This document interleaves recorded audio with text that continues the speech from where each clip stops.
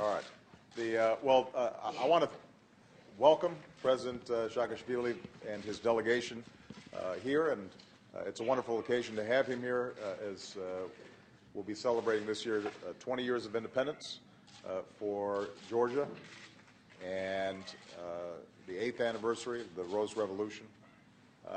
I think Georgia should be extraordinarily proud of the progress that it has made in building a sovereign and democratic country. And one of the first things that I did was express my appreciation for the institution building that's been taking place in Russia, in Georgia. The importance of making sure that minorities are respected.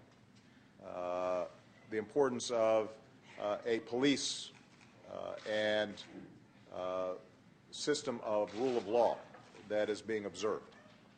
The kinds of institution building that is going to make an enormous difference in the future of not just this generation of Georgians, but future generations of Georgians. And so I want to express my appreciation for the work that's been done in the past, but also anticipating fair and free elections here, the formal transfer of power that'll be taking place in Georgia, which I think will solidify many of these reforms that have already taken place. We discussed how we can continue to strengthen the strong bilateral relationship between our two countries. Part of this is economic. Obviously, Georgia's made strides in creating a effective free market system, and more progress needs to be made. The United States wants to help in that progress. And so one of the most important things that we're doing, in addition to things like the MCC and OPEC loans, is also what we've agreed to is a high-level dialogue between our two countries about how we can continue to strengthen trade relations between our two countries, including the possibility of a free trade agreement. Obviously, there's a lot of work to be done, and there are going to be a lot of options that are going to be explored.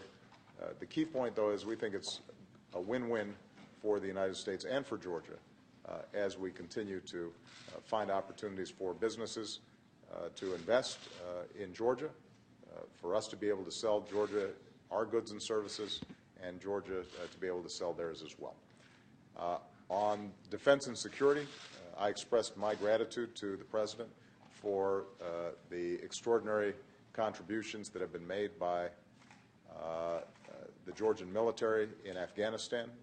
They have been one of the most dedicated contributors outside of NATO to the ISAF effort, and in fact, have taken on some significant casualties as a consequence of those efforts. We have talked about how we will continue to strengthen our defense cooperation, and there are a wide range of areas where we are working together. And I reaffirmed to the President and assured him that the United States will continue to support Georgia's aspirations to ultimately become a member of NATO. Finally, I wanted to say to the President that we appreciate the model of democracy and transparency that they've been setting, not just for their own country, but also for the region as a whole. And we think that with continued progress over the next several years, that a lot of countries will say to themselves that if Georgia can perform these transformations, then we can as well. They've been a responsible player on the world scene and in multilateral fora. And so under the President's leadership, I think that they've made enormous strides, and we will continue to look for opportunities to strengthen what is already a very strong bilateral relationship. So welcome, Mr. President. Thank you so much for being here. Thank you. Well, Mr. President, I'm incredibly honored to be back in the Oval Office, and I can tell you, we are incredibly grateful as a nation for continued support and strong, basically cooperation that we've been getting from your administration and from the United States of America at every level. And for my country's independence, for its future, for the future of our democracy, for the future of our region, that has been absolutely decisive and key in all different directions. Obviously, there's a very good understanding at a number of levels. You know, we are grateful for your support for our NATO aspirations. We are very grateful for elevating our defense cooperation further and talking about Georgia's self-defense capabilities and developing it, because that's also, of course, an important message back to my nation. It's very important that you mentioned, obviously, prospect of free trade agreement with Georgia, because that's going to attract lots of additional activity to my country and basically help in our nation building process. Thank you again for complimenting us on our reforms. Obviously, reform process is never over, but all these reforms would not have happened without strong commitment and support and advice from your administration and from the United States and your people on the ground.